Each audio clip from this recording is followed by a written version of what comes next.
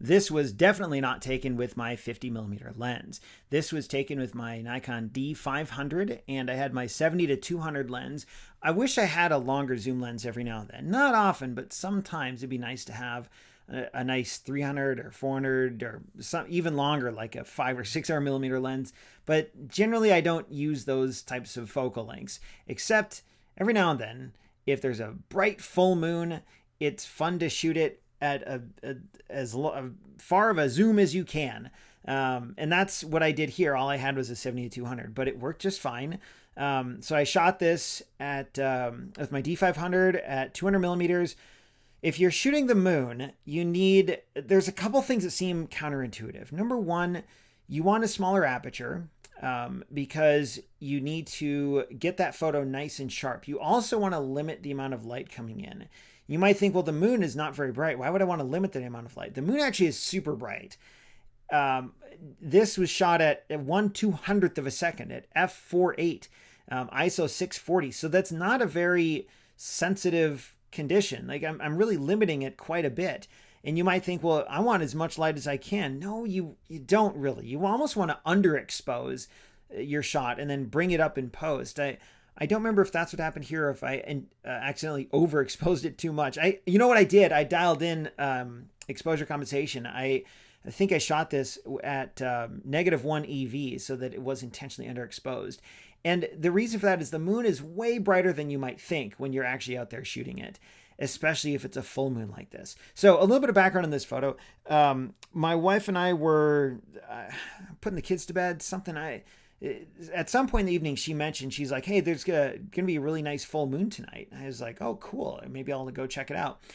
And I did. It was about, I don't know. It was after the sun had set or the sun was setting, and I ran outside and I could see this moon coming over the horizon, and it was awesome. And it's this moon that you see here. And so I ran back, got my camera. I'm trying to take some pictures of it. But, the interesting thing, if you shoot the moon very often, anyone can take a picture of the moon. But what I find interesting is how do you frame the moon with other elements to make it a more compelling photo? So just the moon, a bright glowing ball in the sky by itself, is not that interesting of a photo, in my opinion. What makes it interesting is the context you can add around it. So I took some photos in my driveway, and guess what? There was some power lines in the way and some trees in the way. And I tried going down the street a little bit. I just couldn't figure out a great way to do this. And then I thought, you know what? There's a vacant lot south of my house. So I got in the car. Well, I went inside, grabbed my license, get in the car. And as I was doing that, my oldest son came out, and he was looking at the moon with my wife, and he had his little Canon pocket camera that we got him. It's like a 2005 3-megapixel pocket camera, but he really likes it. So he's taking some pictures, and he was supposed to be in bed.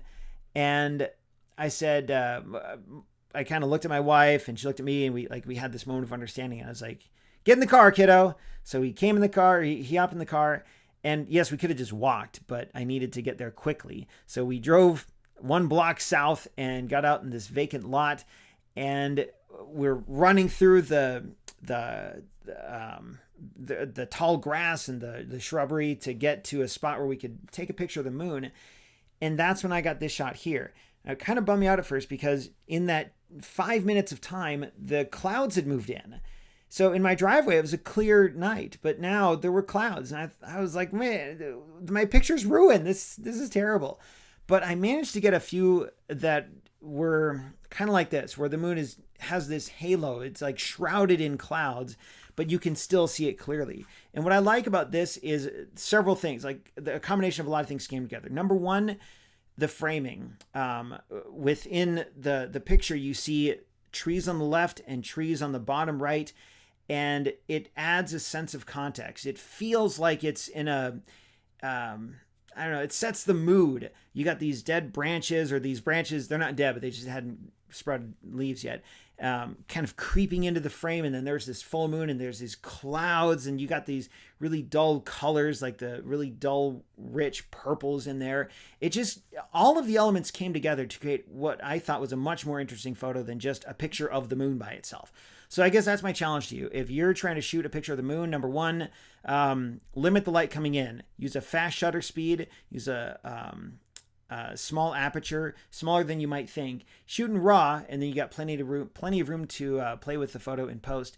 And then also try and find a way to make it more than just a glowing ball in the sky. What else can you add to the picture using the elements around you to make it just a little more compelling? So that's what I've got here, and I hope you have indeed found it a little more compelling.